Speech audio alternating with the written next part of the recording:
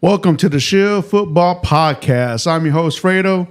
With me today, we got the whole crew in the building. We got the boy Jerron, DC, and Steven in the back running things like always.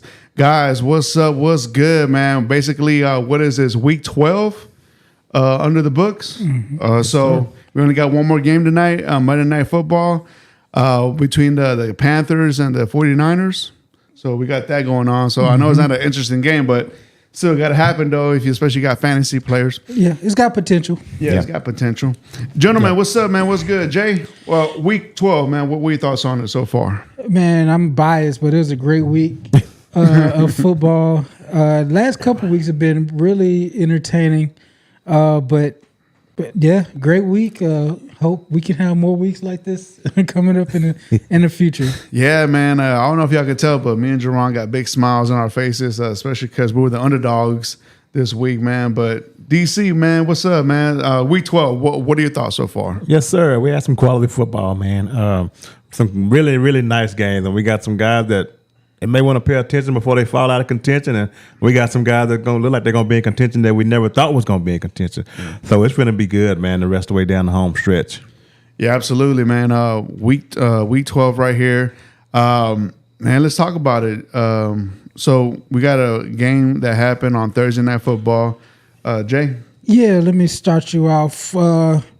Bills Mafia flew into Clutch City, Houston, Texas, to play the Texans. And it didn't go too great.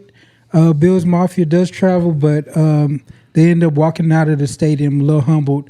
They lost 19-23 against the Houston Texans. Josh Allen, he went 24-34 with 2 interceptions. Davis Mills didn't have to do much, 16-30 with 2 touchdowns. But the defense came to play. Fredo, tell me about your team and how this big win feels. So coming into this Thursday night game, we went into it already knowing that, hey, the Bills got this game, high power offense, but we totally forgot about the underrated defense of the Texans. This Texans defense basically had their way with Josh Allen out there. They smelled blood, and man, they got to him. Was it 12 times for hits and 8 times? 8 sacks. Man. And that defensive front was a bunch of dogs. And then top of that, the middle of the field was taking care of business. Also, the boys in the back of the field, man, geez, man, them corners, them safeties, man, them boys had a day. That whole defense. Reason for this W right here was the defense. Offense did their thing. Davis Mills did what he had to do, which was take care of the football, and that's what he did. 2 touchdowns, no interceptions. Good right there. That's all we asked from Davis Mills. Or let's put some respect on his name, Money Mills, man. I don't know about all that. Money Mills. Hey, when you beat a contention team like the Bills, I'm gonna call him that, man. All right, and then Woody Marks, he didn't do such a great day. He only 74 yards. Nico Collins, 55. Not a big day. Why? The defense, man. That's why. The key to this victory was the damn defense. Defense that did their thing absolutely on point. Now, the Bills. I'm kind of concerned about them because what we talked about a couple days ago. Yes, they have Josh Allen, but when you don't have no star wide receiver, this is what you get. And look, Shakir had some good some good catches, but mostly that was after the catch. He he got a lot of good yardage, but the only player that did well for them was Cook. That's it. Everybody else in their team did not even show up. Didn't give any help to Josh Allen. Josh Allen out there, man, was running for his damn life. Like literally, he thought he was going to escape from this side, but he didn't. He saw red and the other side, and boom, that's when he get contact and defense just play balls out. The energy at the stadium was lit. Shout out to Bills fans. Y'all travel deep. Much respect to y'all. But, man, going into that environment, I thought, man, the Texans might not even have a chance. But, man, second half came. Texans just dominated the second half, especially. Didn't allow the Bills to score a touchdown after that. They only gave them, 3 points? And all that, man, was all the Texans. And Texans dominated with those 2 touchdowns. And surprisingly, because they've been struggling with that. So, hey, you see what you do? Score over 20. Your defense keeps the opponents under 20. That's what happens. Yeah. Jerron, what do you think, man? Big picture, Josh Allen and the Bills they're kind of the story because they may have let their window pass them up.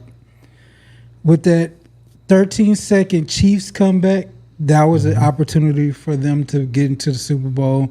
That was a Super Bowl quality team. When you look at this team now, they're just not good. They can't stop the run. They don't have any premier secondary players, and then their weapons aren't premier. It's kind of crazy to think that Josh Allen, when he comes to Houston, he can't win. He's winless in Houston his whole career. So the way it looked like that, it looked like if the Texans keep this defense, Josh Allen has no answers. But overall for the Bills team, it's just a lack of talent, a lack of explosiveness. The stuff that they do is on the back of Josh Allen, and Josh Allen has a struggling game where he's getting hit, he's throwing picks, he's making bad decisions. He looked like the rookie Josh Allen, the one who threw that interception to the fullback down the field. Yeah, like that's how he looks when he comes to Houston. And I'm convinced that it's just everybody's got those places where they can't perform. Yeah. And Houston might be one of them places. The atmosphere, maybe the anticipation. I don't know what it is, but just the water down here. Maybe it is the water down here. He just doesn't like it. But overall, just starting with the Bills, it wasn't nothing pretty. DC? Yeah, I'm similar to you. You know, with the Bills, now you got Drake May and the Patriots on the rise in your division. So that's going to be another stumbling block for them in the future. But with Fredo, man, that defense, like you said, they were the key to the whole thing, man. They came out and they set the tone. You always heard D'Amico say swarm. Now, people got a chance to see exactly what that means. And the kid, Kalen Bullock, hell of a game, man. Kid played a hell of a game, man. And them 2 ends, man, they was all over him, man. That's why I always say to me the most important unit in NFL is the defensive line. They make everything behind you so much better, man. And those 2 guys, they showed it, man. I mean, I didn't know Will Anderson could run like that, man. The dude fell down, got back up, and still chased down Josh Allen, man. But, yeah, a hell of a game for the Texans, man. That's 3 in a row for them. And when that defense play like that, they gonna be in a lot of games. Yeah. They're going to be in all the games. But they got to continue to do what they do. Like you just said, Fredo, touchdowns. Yep. When you get there, you have to score touchdowns. You can't be kicking those field goals. And that's going to be the difference. Anytime the Texans score 20, 23 points like that, they're going to really have a legit chance because their defense is going to keep them in the game. Yep. So, yeah, man, hats off to them, man. Yeah. So back to have a little history with the Texans. The Texans only allowed one team to score over 21 points, and that's against the Jaguars. Everybody else, including these Bills, is under 21 points. Yeah. And if their offense can score over 21, 23, Texans can win these games. And every loss the Texans have had this year has been under one possession touchdown. Yeah. And now I'm kind of thinking now that CJ Stroud might come back against the Colts today. As of Monday, he still has not cleared concussion protocol. That's troubling. That is very troubling. Now, Davis Mills has done enough to win.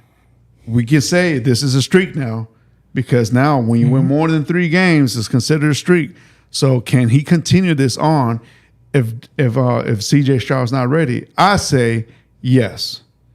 Especially if we go, the Bills are kind of a similarity of the Colts, kind of. I'm not saying they exactly are, but Josh Allen's a better quarterback than Daniels. But the running backs are, I want to say right now, performing at the same level between Cook and Taylor. All right, they don't have the same elite wide receivers. Maybe I'll give the Colts a little hands up on the wide receivers. Their defense, you got your best player hurt right now from the defense side of the ball. Number 99, I forgot his name. For the Colts? Yeah, for the Colts. Calais Campbell?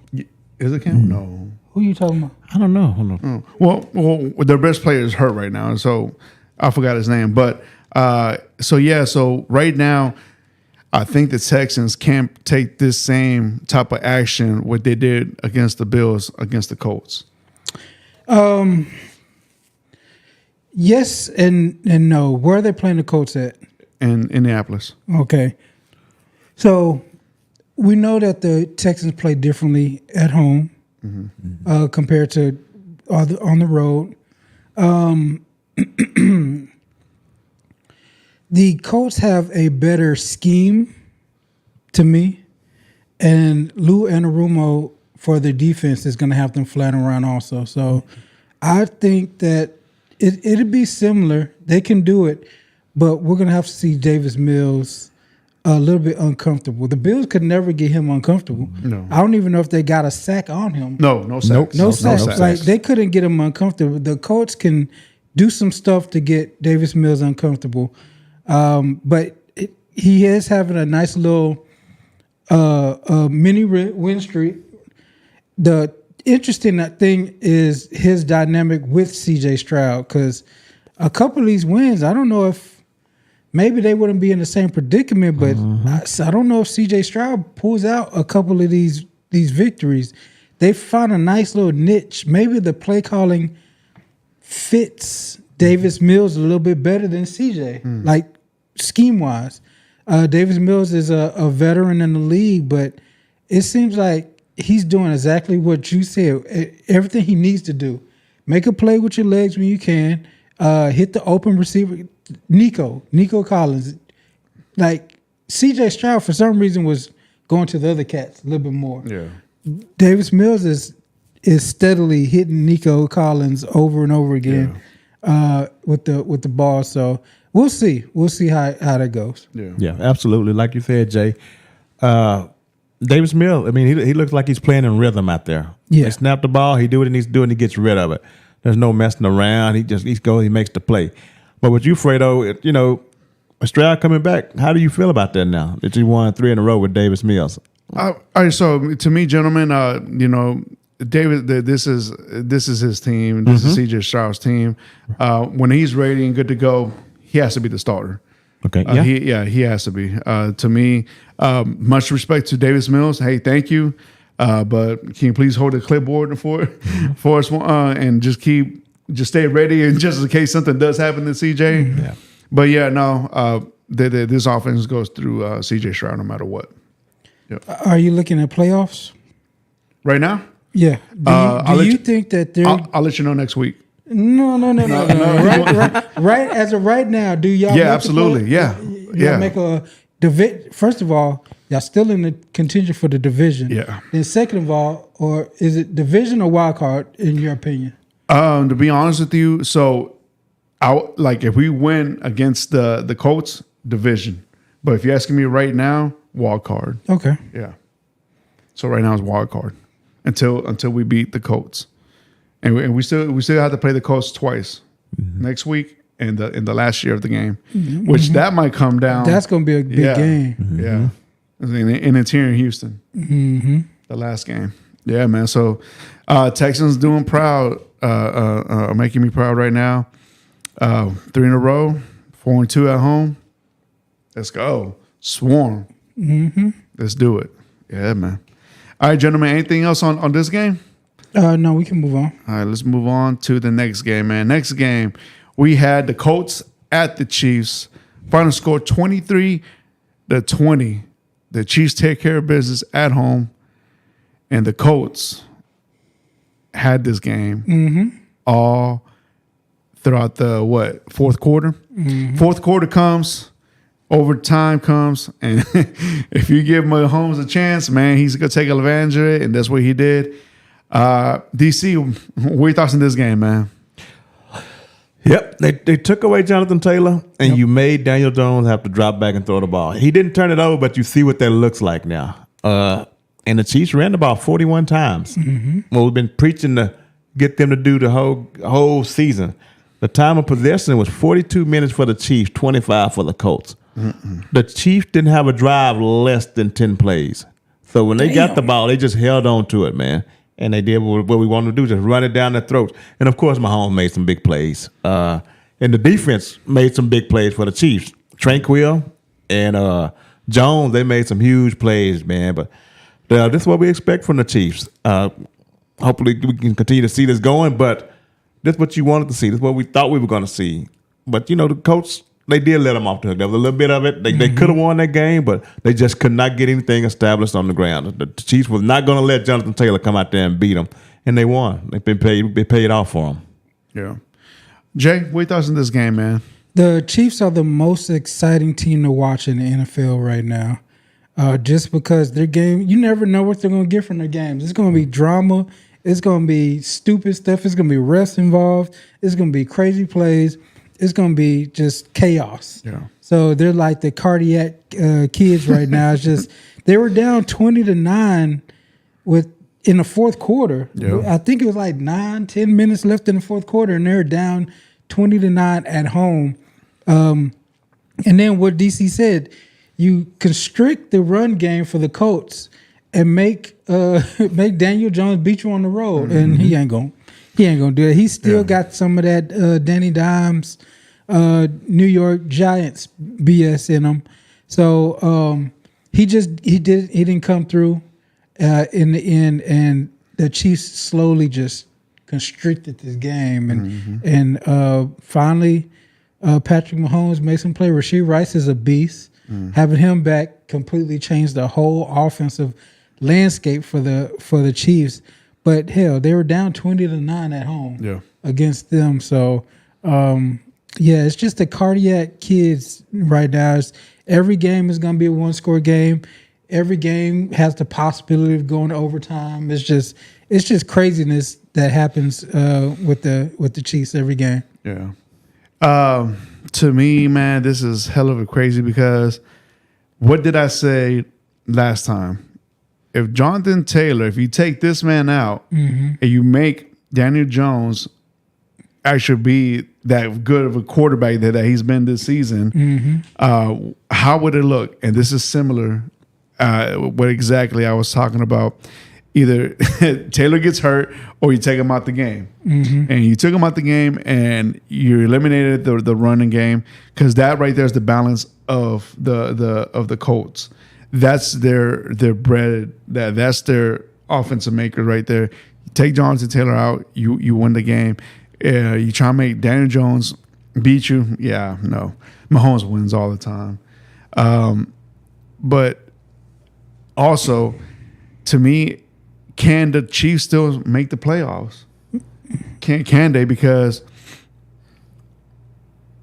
right now, Denver has that number one spot, right? And Denver just beat them last week. And now that the Chiefs are trying to come up, they're playing from behind. They're in the same spot as the Texans right now, 6-5. I think they're going to see each other in the playoffs. Yeah. So now, I got a question for the room. Do y'all still think that the Chiefs are going to make the playoffs? I think the Chiefs are going to make the playoffs. They're going to. It's going to be balls to the wall. It's going to be full court press for the rest of the season, they're going to be on these cats. The problem is their defense isn't as dominant as it was before, so they could handle it. But now the offense is going to have to. You see in all these games that Patrick Mahomes is pressing. Yeah, he's pressing passes that he shouldn't pass because he kind of knows the playoffs are on his back. Yeah. And he's still Patrick Mahomes, so I think he can do it, and I think he can sneak into that last wild card spot. So AFC is wide open. So these are the next games for the Chiefs. You got Cowboys, you got the Texans, Chargers, Titans, Broncos, and Raiders. They have a chance of winning out or losing 2. Yeah. If they lose 2, they're in trouble, but they have a chance of winning out. So you're saying that they can only afford to lose one more game? Is that what you're saying? Yeah. At right now, they can only because my opinion, I feel like the one on Thanksgiving, they might lose that game. Well, we'll get to it. Yeah, we get to it. DC, do the Chiefs make the playoffs? In your opinion? I think they do. Yeah, I think they figure out a way to get there. I don't know what it's going to look like, but I think they figure out a way to get. I just can't count them out like that. I think they get there, Fredo. Okay. All right. So my question is, the Colts started out dominant. They had the best offense in the league. Daniel Jones was playing. He had Indiana Jones was his nickname all of a sudden. So, what is their outlook going forward? Because when we look at their schedule has heavier games than the Chiefs schedule. Yeah. So we got the Jacksonville Jaguars, who are 1 game behind them, and they play them twice. You got the Texans, who are 2 games behind them, and you play them twice. So they can be hawked down for this lead spot in the division. Yeah. Like the AFC South isn't over. It's not going to be over to probably the last game of the season, right? So, Fredo, like, read off their schedule, and we'll kind of see how we feel about their games coming up. All right, so I'm gonna read off the home games, and because that I feel like that makes a big difference. First is the Texans at home, at the Jaguars, at Seattle, home against the 49ers, home against the Jaguars, and at the Texans. DC, what do you think about how many of those games can they drop? Just reading off that schedule. I'm worried about the Texans and the Seahawks. That's the game I'm worried. I think they can sweep the Jags, but I'm really worried about I seen the Jags yesterday against Arizona, and Trevor Lawrence, my God. But I think they can get the Jags, but I'm really worried about that Texans game. And anytime they have to leave that indoor stadium, they always got a shot of losing. For me, I'm worried about. They'll drop one of each. They're going to drop one of the Texans games. They're going to drop one of the Jaguars games. I think San Francisco could beat them. San Francisco could out-tough them. And they got their own weapon in the backfield. And then Seattle is an automatic loss for me. So I think they lose 4. 4 games. And so if the Jaguars can get hot, they can catch them. And if the Texans... If the CJ Davis Mills thing doesn't get them messed up, that defense is going to come to play, and they can catch them also. Yeah. So I'm starting to get worried about the Colts. Them dropping that game, letting up that win was a backbreaker to me. Okay. All right, gentlemen. Anything else between the Chiefs and Colts before we move on? No. All right. Next game, man. Let's talk about it. This one right here was a close one. The Giants at the Lions. Final score 27-34. Lions on overtime win this game right here.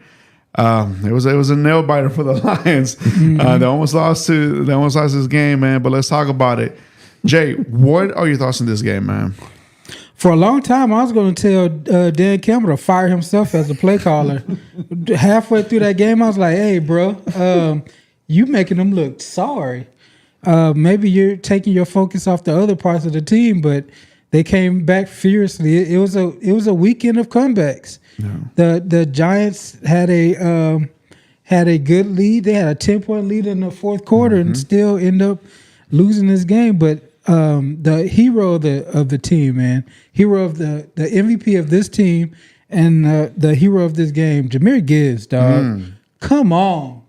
He's a creative player as right now. He's 26 touches, 264 total yards, 3 touchdowns. He's the reason why they are what they are. And if Dan Campbell did anything, is to give more emphasis to him. I'll give him credit. If that's the change that he did, was like, hey, we got this dude Sonic the Hedgehog back here. Give him the ball as much as possible, and we'll live and die off of him. That dude, he looks like Christian McCaffrey out there, prime Christian McCaffrey.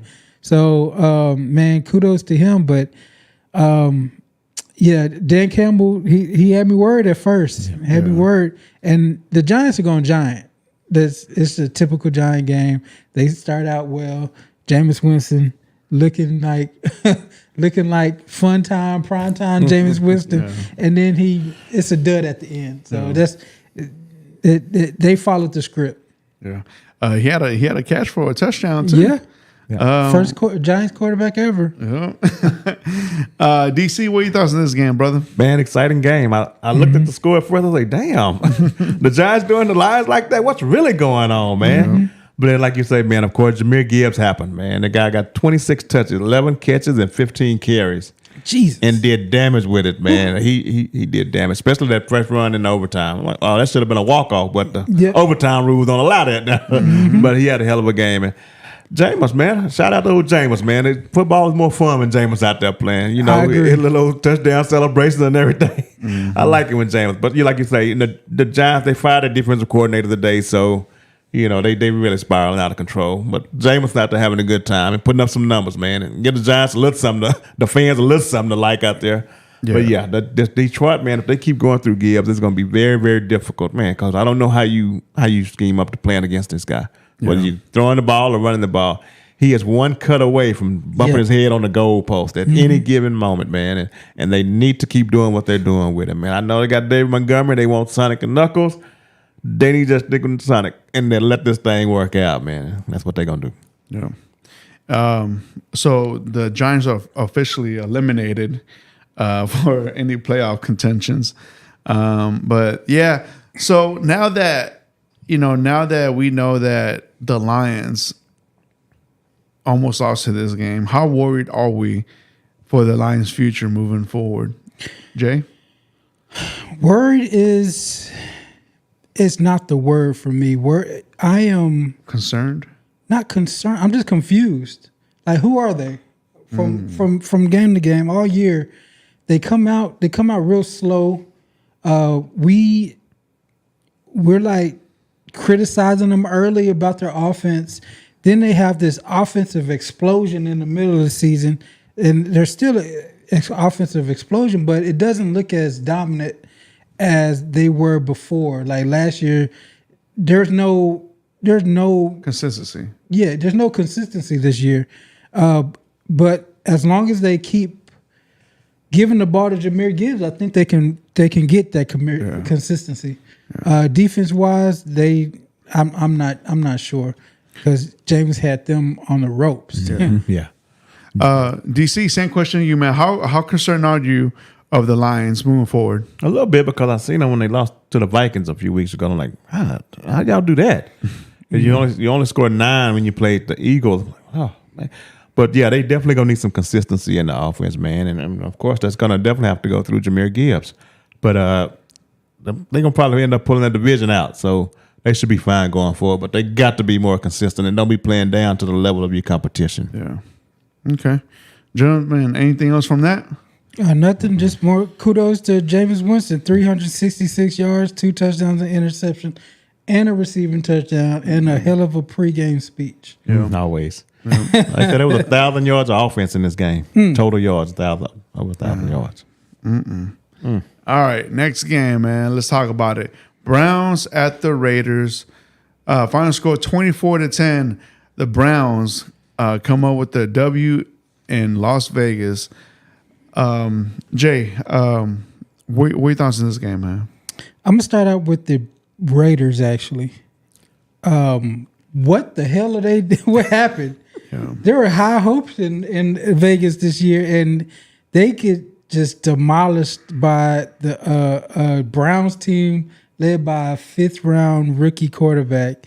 They fired Chip Kelly. Mm-hmm. I think he's done. He's done. Yeah. The NFL is done with him. Yes. Altogether, he might need to go to Florida Atlantic University, FAU or something, because As an offensive coordinator, not a head coach. well, yeah. But as an NFL coordinator, he's done. I think Brady might have made that call himself, and he wasn't even at the game. So the Raiders are super disappointing. They have Brock Bowers wasted. They just wasted a Brock Bowers season. They wasted a Genty rookie season, and then Geno. He's just running for his life behind that offensive line. And then I go to the Browns.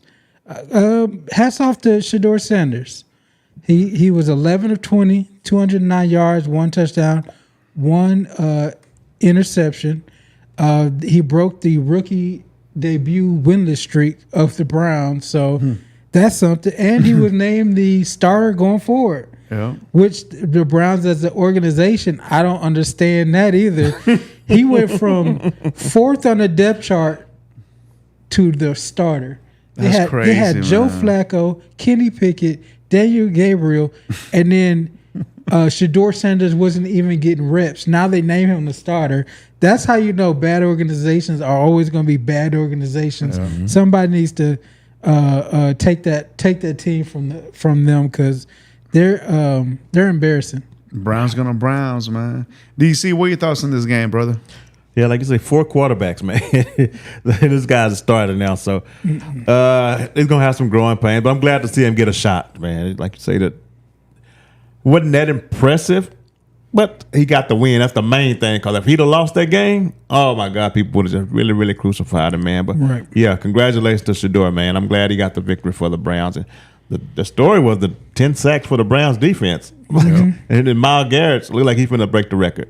The way he's moving, he got 6 games left, I think. Yeah. And he got 18 sacks, and the record is like, I guess, 24 or something like that. Yeah, 24 and a half. Yeah, I think he looked like he's on his way to shattering that bad boy, man. This guy getting 2 and 3 sacks a game.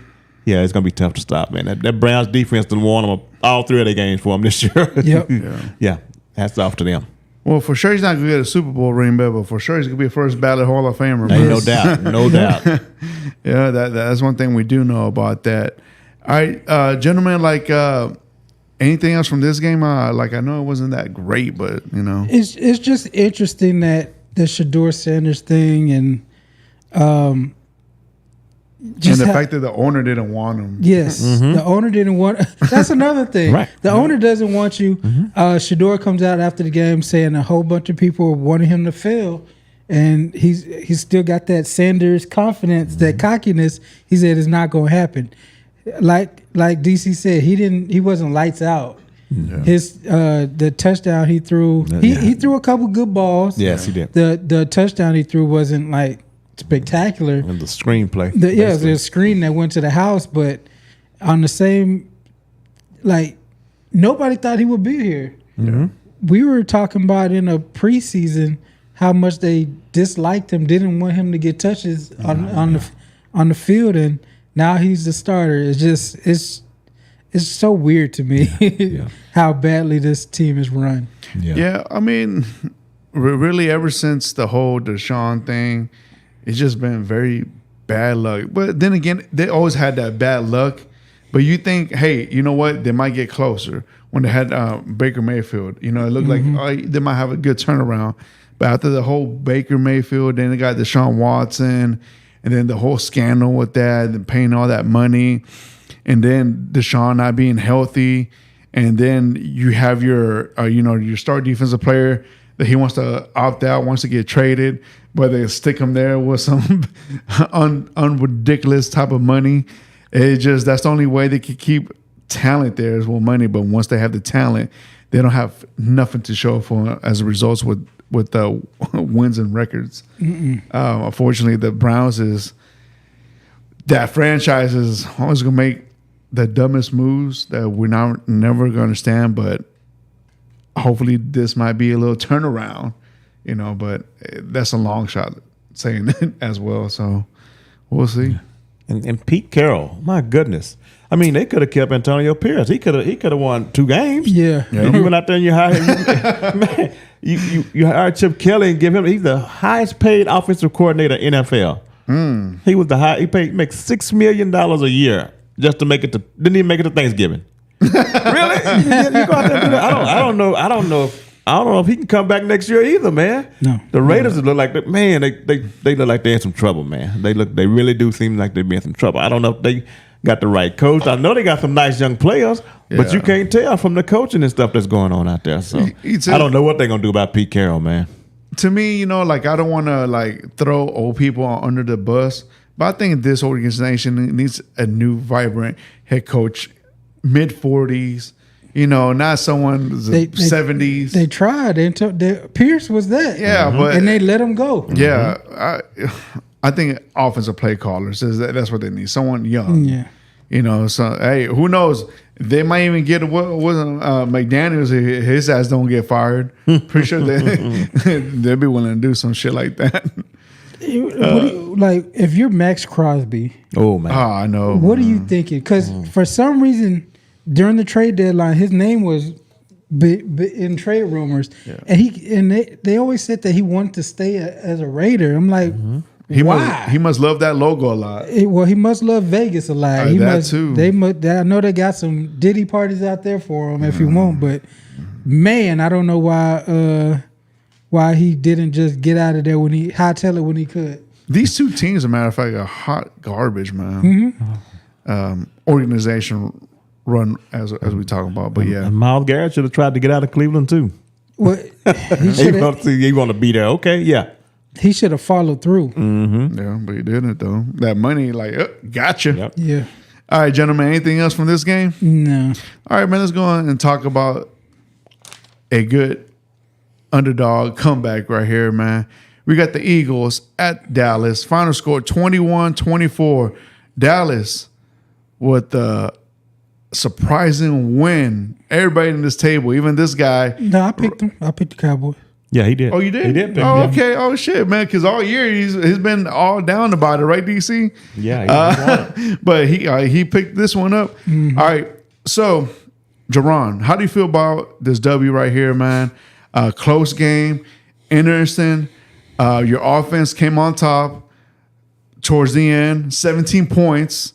Didn't allow the Eagles score out in the second half at all. Talk about it, man. Tell us. I've got a lot of feelings about this game. This whole week was pretty treacherous. First and foremost, I just want to say the Eagles deserved that L because of them ugly ass jerseys that they wore in Dallas. I disagree with that. It's the most overrated craps I've ever seen in my life. DC is different when you watch it. I don't love the Eagles, so I don't watch them every time they wear them. But I'm watching that ugly green not go up and down the field. They deserve that L. Second of all, there's a clip earlier in the week where they interviewed some Philly kids at an elementary school. I don't know if y'all saw that. And they put pictures of Cowboys players on punching bags. And they're just that's when I knew the Cowboys going to win. I didn't know they were going to do it like the way they did, but I was like, why? If you were a Philly elementary school, why would you give them bulletin board material?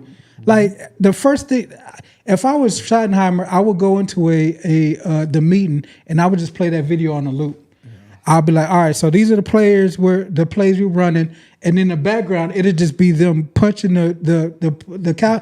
Who does that at an elementary school? There's a school system at Philly, man. They set them up for failure. They need to call up Abbott Elementary or something. But yeah, that's when I knew. I was like, the Cowboys ain't gonna drop this game after seeing that. So going to the game. It was concerning, of course, getting down by 3 scores. I never felt that they were out of it. I felt that the Cowboys shot themselves in the foot over and over again, just to keep the Eagles at that advantage. The 4th and 10, the punt block that turned into a roughing the kicker. NFL came out and said it was actually a block. It should have never been called. That helped them. Cavante Turpin, the turf monster, fumbling off his own player. Like, it's just stupid stuff that the Cowboys did to get behind. So I never actually felt like they were out of it because I just knew that Dak Prescott, I'm not gonna say owns the Eagles, but when the Eagles are in Dallas and Dak Prescott is playing, it's pretty much over. So every mistake that the Cowboys made was self-inflicted. Yeah. So that's why I was like, oh no, I feel kind of comfortable. They just have to whittle it down. And from the rest of the season, the Philly offense ain't nothing special. Mm-hmm. They I don't know why they can't churn out a dominant top 5 offense with these skill positions. Mm-hmm. Maybe it's the quarterback. I don't know. But yeah, I thought they were going to whittle down the score. But in the second half, the defense is the one that surprised me. Because I don't know who it was. Was it Quentin Williams? Was it DeMar Overshawn? Was it Matt Eberflus? Somebody lit a fire under these cats, and the easy completions weren't there like it was in the first half. There's pressure on Hurts. Hurts looked like a running back playing quarterback at that time. So they stepped up in a big way, and I'm happy to see it. Yeah. DC, man, what are your thoughts on this game, brother? I ain't gonna lie. When they first came out the gate, I think, man, AJ Brown, first quarter, he had like 60 yards and a touchdown. Mm-hmm. And then I seen the fumble. I seen another mishap from the Cowboys. They down 21-0. I said, my God, how did they get into this? But then all of a sudden, like you said, that second half, man, that defensive line turned it up. And that defense looks totally different now, especially when they got Quentin Williams over there. And you got Overshawn back, man, and Saquon. He looks like a shell of himself. I don't know what's going on with that whole situation. I think he had 11 carries and then very minimum yards from a guy who had 2,000 last year. So there's something not working with this offense. And A.J. Brown trying to tell him, hey, we need to change some stuff up so we can get this thing clicking. But like you say, the offense, man, the Eagles, I don't really want to put them in that Super Bowl talk no more, man. Especially when you see if the offense don't get any more productive than this, if you're not going to be putting up numbers like you did last year and controlling the line of scrimmage like you did last year, I don't know. I guess it's the offensive line this year. I don't know what the problem is, but that defensive front is still good for them. But the offensive line, it's been a struggle for the Eagles this year. Yeah. To me, in the first half, I was like, shit, man, this is a disaster of a game. And little by little, man, like me and the missus were watching it, and she was like really watching it, man. I was like, for a second there, I thought she was a Cowboy fan. And and she was saying, hey, no, they're gonna come back. They're gonna come back, and little by little. And I was like, oh shit. I was like, man, like they might even come back. And bro, it's surprising to me how the defense from the Eagles couldn't really do any serious damage to the offense of the Cowboys. It's just like they didn't have no answer for them at all. Dak did what he did. You know, his main target wasn't even like the issue. It was his second one. You know, Pickens, you know, and mind you, man, that catch that he made when he had number 33, what's his name from the Eagles? Cooper DeJean. Mm-hmm. Man, when he was on him, he made that catch on the sideline. Bro, that was a hell of a catch right there, man.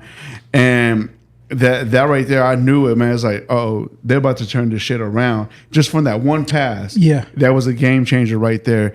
And the energy that they were bringing right there towards it, man, it's like, man, if the Cowboys can just stop them on defense and let the offense do what they do, and that's what happened in the second half. And man, hats off to them boys in Dallas, man.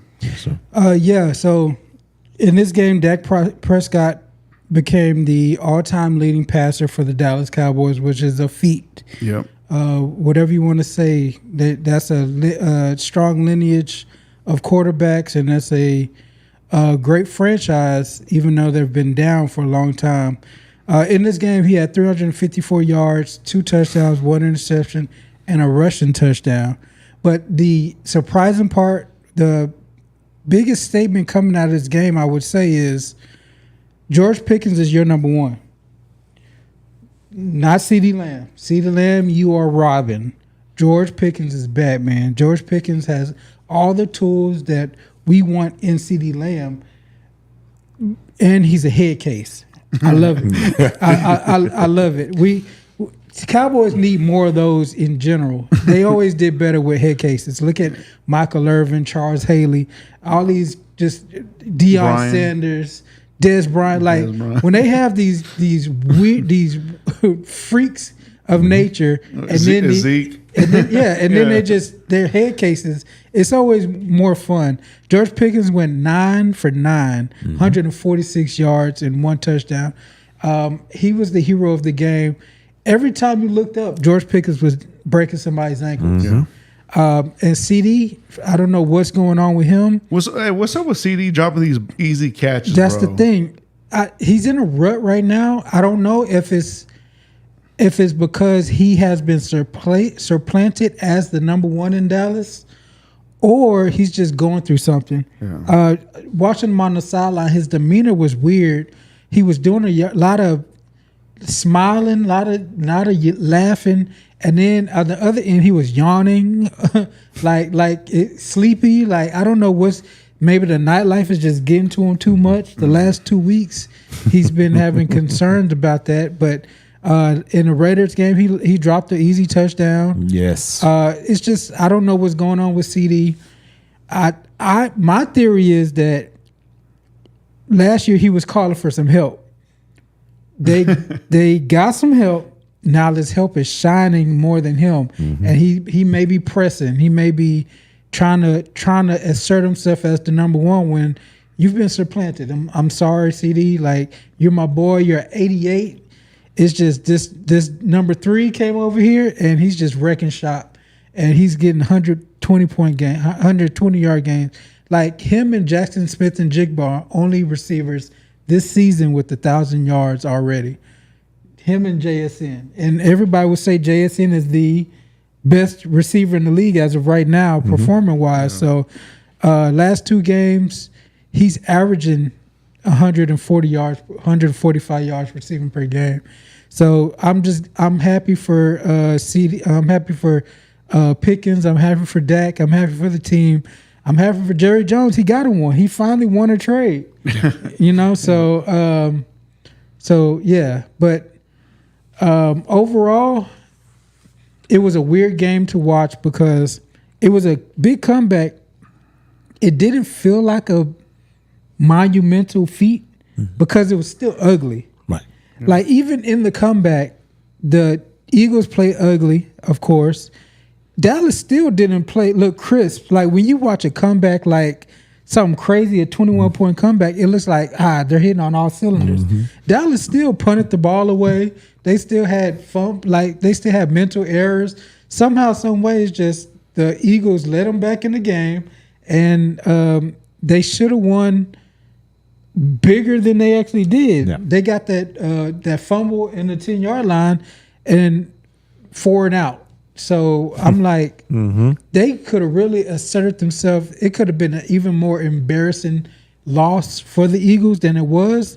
But it's not like the Cowboys were crisp. The Eagles' offense is just, I don't know. I don't know how to say it. Eagles' offense is kind of trash right now. Yeah, it's very average. Yeah, average. If you're not doing a stop route to A.J. Brown or a Hail Mary shot to Devontae Smith or something underneath the Goddard, they have nothing else.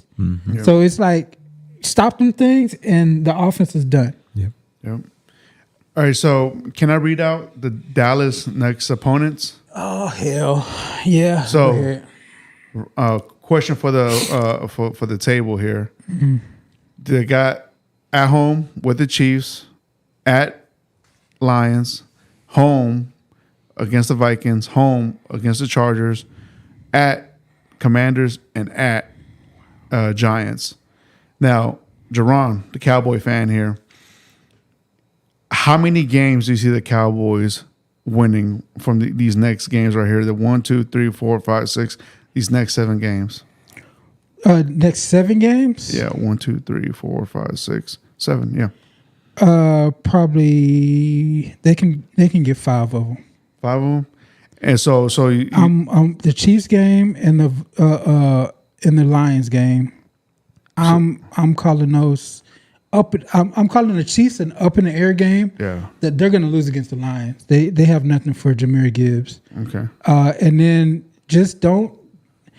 The problem is their consistency also, because for them to get down 21 is the worry for me. Yeah.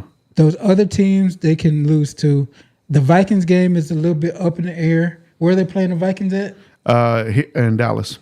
Well, all right, so I feel a little bit better, but after that, to end the season, I think they should be able to win out.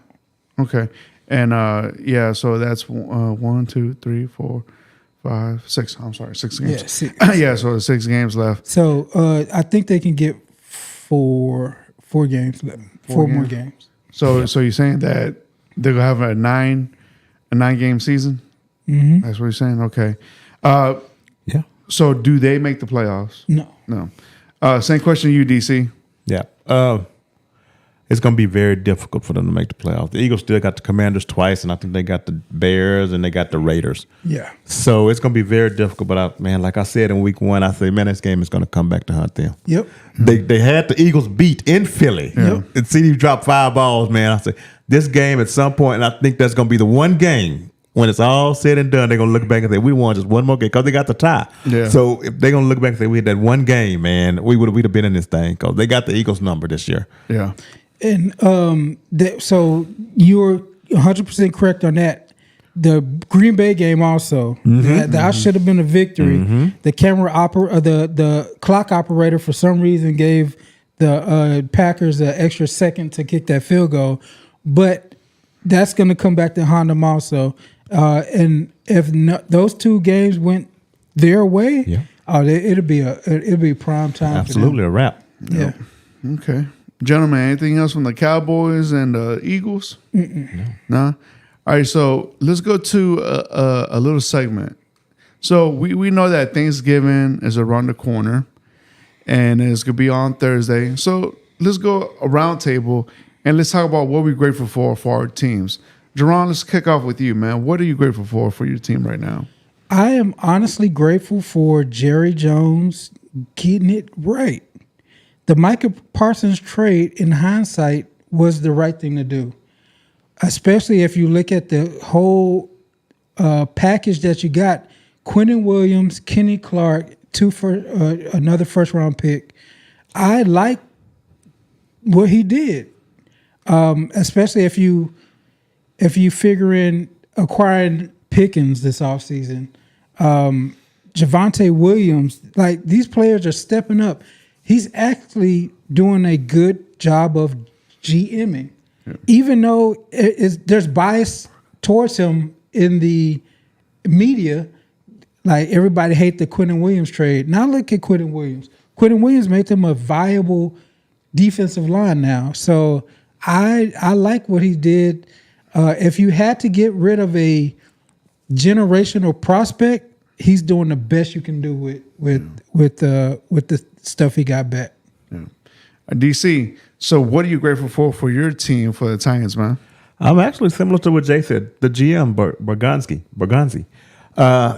This draft class, a lot of people don't see it, but it's going to turn out to be a pretty good draft class. Yeah. With Shamir DK, turns out he's probably going to be all pro special team this year. Mm-hmm. And A.R. Manor, he's going to be okay. And I like, of course, Ward. We got some nice Gunnar Helm. We got some nice young pieces, but you don't see it with the record. And I'm watching him, and I'm watching Cam. He's actually progressing. He's really taking some strides these last few weeks, man. And he's starting to look better and better. And of course, we're gonna have draft capital. We're gonna probably be top 3 pick, something like that. Trade out of that, get up out of that, and get more. Because I don't know if what we need is gonna be there at 3. Unless it's it's got to be an edge because we don't need offensive line in the first round no more. We've blown that up the last few years. We can't go O-line. It's going to have to be a receiver or edge, or at some point we got to get another cornerback.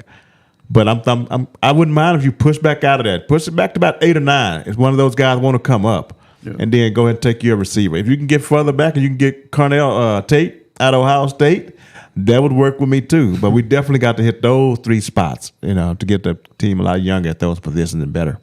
Okay. All right, dope. All right, Fredo, what are you thankful for your team? Well, I'm thankful for the Texans defense, man. I'm thankful for Will Anderson, Daniil Hunter, Singley, Bullet, Lassiter. I'm thankful for them. I'm thankful for also the Texans special team. They have kept us in a lot of games.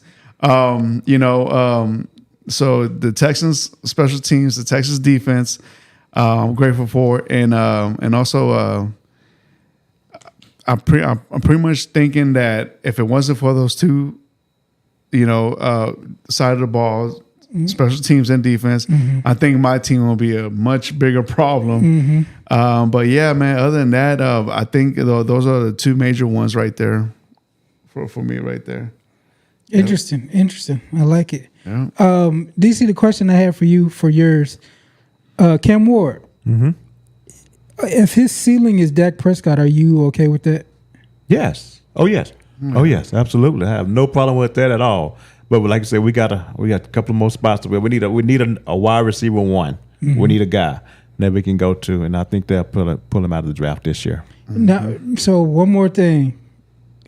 Top 3 pick, Arvell Reese. The edge, yes, linebacker out of. You don't want that on your team? I would have to see. Because I said the same thing about Abdul Carter. Right. Yeah. But I don't know how he don't seem to be the guy that I thought he was going to be. But yeah, well, he's a knucklehead, I would definitely though. have to think long and hard about that for sure. I would think long and hard about it, man. Yeah. So. Okay. All right. Jay, you want to go down to your segment? We're low on time. You want to just do the picks and do the awards next week? All right, so let's do our weekly picks for week 13. And since we know it's Thanksgiving, we're going to have 3 games and a Friday game. So let's jump into it. For the Thursday morning game, we have the Packers at the Lions. Lions are favored to win by 2.5 points. And you know what? I agree with that. Give me the Lions, man. I am going with the Lions. That's going to be a really good game to start out with, to be honest. Yep, give me the Lions. Lions, okay. All right, so everybody picks the Lions. Next game, we have the Chiefs at Dallas. The Chiefs are favored by 3 points. But you know what? Give me the Cowboys, man. I'll take the Cowboys at home. I just know this is going to be another really good game. They're 2 for 2 on great games. I think it's going to be. I'm gonna go Cowboys. I think they put up 35 and see if Patrick Mahomes can keep up. Yeah. All right, DC. Man, I'm gonna go Chiefs. Dallas don't play zone against Mahomes. You got to find a way to kind of man up with it. Because Mahomes will pick you apart playing zone. But that's the reason I'm probably going to go with. I'm going to go with the Chiefs. Yeah, that's a good point. Okay. Next game, that Thursday night game, we have the Bengals at the Ravens. The Ravens are favored 7 points, and yeah, I'll take that. Give me the Ravens. Yeah. And does Joe Burrow come back? Yes, I think he does. I think he does. Oh, that makes a difference. I think he does. Yeah, I don't want this to be his first game though. I'm gonna go with the Ravens. Ravens, okay. DC? Yeah, I'm gonna go with the Ravens, but I'm not excited about it because the way they've been playing lately. I don't know if Lamar is still hurt or what, but he just don't look right now, man. Yeah, it's true. Yeah, very true. Then we have the Black Friday game. We have the Bears at the Eagles. Eagles are favored by 7 points. Ooh, I think the Eagles are gonna take it on the Bears, man. Give me the Eagles. Man, if this game was in Chicago, I would have picked the Bears. Yeah. I think this last game was a real backbreaker for the Eagles. They could be a different team going forward. I will pick them by a little bit at home, yeah. Okay. Caleb Williams, don't mess this up. I'm taking the Bears. I'm going to take the Bears, man. Caleb, don't mess this up. I think Ben Johnson's going to have something for him. Just don't make, and you got the Bears with an opportunity defense. Please, Caleb, just don't mess this up, man. You're going to get pressure in your face. Just don't mess it up. You got receivers. They can beat these guys. Don't mess this up. He tried. He tried against the Steelers. He tried to. Mm-hmm. All right, now to the Sunday lineup. We have the Texans at the Colts. Colts are favored by 4.5 points. You know what? I'm going to take my Texans. I got the Texans on this one. I'm going to take the Colts just because they're at home. Yes. That's the only reason. If this was neutral field, if this was a They're Houston, still undefeated at home. Yeah, that's the only reason. Okay. Yeah, I'm taking the Colts. The only reason, that's the home thing. We're going to give the Colts the first loss, man. I got a feeling, and I hope it's right. All right, next game, we have the 49ers at the Browns. 49ers are favored by 6 points. Give me the 49ers. Same 49ers. Yes, 49ers. Next game, we have the Jaguars at the Titans. The Jaguars are favored by 6.5 points. Go ahead and give me the Jaguars on this one. It's amazing that they're 7-4. Yeah, that is amazing. Especially after giving up that comeback win to the Texans. They could be 8-3, but I think they go 8-4. I'm sorry, Texans or Titans. Yeah. But Trevor Lawrence don't be playing one of them little lollygagging games like you had yesterday. Jags gonna win. Okay. All right, next game, we have the Saints at the Dolphins. Dolphins are favored to win by 6 points, and go ahead and give me the Dolphins as well. Yes, Dolphins. Yeah, Dolphins. Okay. Next game, we have the Falcons at the Jets. Falcons are favored to win this one by 2.5 points, and give me the Falcons. Yeah, I'm going to go Falcons. I just can't pick the Jets. Yeah. I'm never picking the Jets again. Give me the Falcons, man. Oh, boy. Give me the Falcons. All right, everybody picks the Falcons. Next game, we have the Cardinals at the Buccaneers. Buccaneers are favored to win this one by 3 points. If what's his name? Baker. If Baker plays, then yeah, but I don't think he's going to play this game. Give me the Cardinals. I'm going to go Cardinals. The Buccaneers are just too banged up. Yeah, they're hurt everywhere. Yep. Give me the Cardinals. I'm not sure Baker played this week, man. The way he was looking on the field. I know. Yeah. All right. Next game, we have the Rams at the Panthers. Rams are favored by 10 points. Go ahead and give me the Rams. I see the light. The Rams are the way. Yes. DC has been on this all year, and the Rams are those dudes. They're not dropping this game. Yep, the Rams. All right, next game, we have the Vikings at the Seahawks. Seahawks are favored by 10.5 points. I believe that. Give me the Vikings. I mean, the Seahawks. I'm sorry, Seahawks. I don't know what J.J. McCarthy's doing. He ain't it. I don't know what he's doing out there, and his show ain't going to be it against the Seattle Seahawks. Go Seahawks. He's concussion protocol, so he probably won't play this week. Yeah, Seahawks by a bunch. Yeah. Next game, we have the Bills at the Steelers. Bills are favored by 4 points. Go ahead and give me the Bills, man. But that's a slightly pick right there. Ooh-wee. Shout out to TJ Watt beating JJ Watt for that sack record. I never thought I would say that TJ Watt is better than JJ Watt. Wait. Like there's something I want to ask y'all. Yeah. We can save that. Okay. All right. I'm gonna pick Pittsburgh. I don't know what's going on with Aaron Rodgers, so I'll play it safe and get the Bills. Okay. I'm taking the Steelers. Rodgers, I think I'm going to take the Steelers because the Steelers can run the ball. If the Buffalo struggles with the run, man, I'm going to go with the Steelers on this one. Okay. Good point. All right, so next game we have the Raiders at the Chargers. Chargers are favored by 9.5, and go ahead and give me the Chargers as well. Yeah, get the Browns, Jets, and Raiders the hell out of here. Yep. Chargers. Yep. Chargers. So the next primetime games, I think they could be trash. Sunday night football, Broncos at Commanders. Broncos are favored by 6.5 points. Give me the Broncos. Yes, it's going to be entertaining because you're going to be able to laugh at somebody, either Mariota, Bo Nix, or somebody. I'm gonna pick the Broncos. Okay. Yeah, give them the Broncos. All right. Next game, we have the Giants, Patriots, Monday Night Football. Patriots are favored to win by 7.5 points. It should be more than that. Give me the Patriots.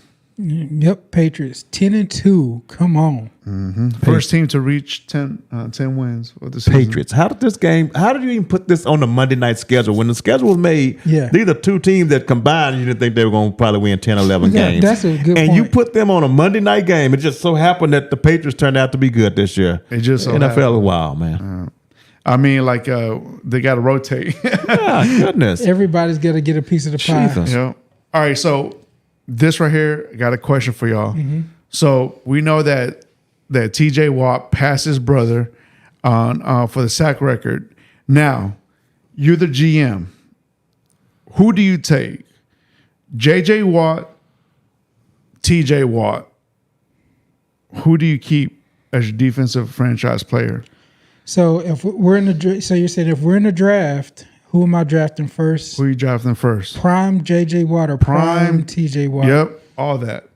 I'm gonna go prime JJ Watt Yep. Why? because the impact he had when he was 100% healthy before all the arm braces and all that kind of stuff, the how quick he got into the backfield was Hall of Fame worthy.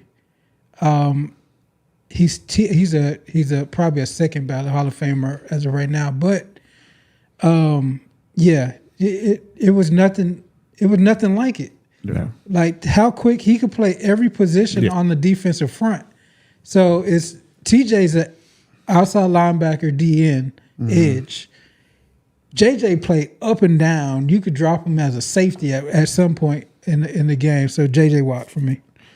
Yep. Same thing for me, Fredo. When he said that you can move him up and down the line, Yep. that's the difference maker right there. You can't plan for that. That dude can play anywhere on that defensive line. There's no way you can plan for that. And when he wanted to get there, he got there. There was no slowing it down. When he hit the league, man, I'm like, I've never seen hardly anything. This guy's a machine, man. Yeah. And all right, so y'all said everything I was gonna say, but now I'm gonna give to the other side of the ball that JJ Watt has caught touchdowns. You know, we've used them as a fullback / tight end. You know, it just in the many times that you could put them in anywhere in the line, middle, outside, it's shit, even linebacker. You could put this guy, and man, he's a force to be reckoned with, man. It just, don't get me wrong, I'm not saying TJ's bad, but I'd rather take the older Watt. A lot of people around the country would probably scoff at saying JJ Watt, but I don't think they saw how dominant that dude was. Yeah. Like he was Reggie White type dominant. He was he looked like the Hulk, like in his prime. And now he's had a hell of a broadcasting career. Yeah. I like him in the booth. He's actually better than Tom Brady. I can say that. Yeah. So Yeah. And JJ, I mean, he wasn't surrounded with the talent that TJ's been surrounded with. Yes, TJ, correct. I mean, with nose tackles, I mean, all pro nose tackles and stuff. But JJ, he was JJ. He had some decent guys on defense, but that was JJ, man. And there wasn't nothing you could do about it. Yeah. Yeah. I think JJ made everybody else look good in the defense, especially in that line. You know, he had a Reader. Rashad Reader was one of the best stop runners. Because you got the defense, you had the offensive line worrying about who the hell's guarding JJ Watt, you know? So I think JJ Watt made the defense and everybody around him better as well. Hell, he even kept Jonathan Joseph on the field for all that time. Yeah. Yes. Jonathan Joseph would have been out of the league if JJ Watt wasn't alive. Yeah, because Jonathan Joseph got burnt a lot. Yeah, and he was already old. Yeah. Yeah. All right, gentlemen. Anything else? Yeah, we could wrap it up. All right. So with Thanksgiving coming around, ladies and gentlemen, hopefully y'all have a great Thanksgiving. Hopefully y'all have a bunch of food. Be around some good, loving, positive people in your life. Other than that, hopefully everything goes good for y'all. But until then, we'll be back next week, same time, 5:30 on Monday. Until then, peace. Peace out. Later.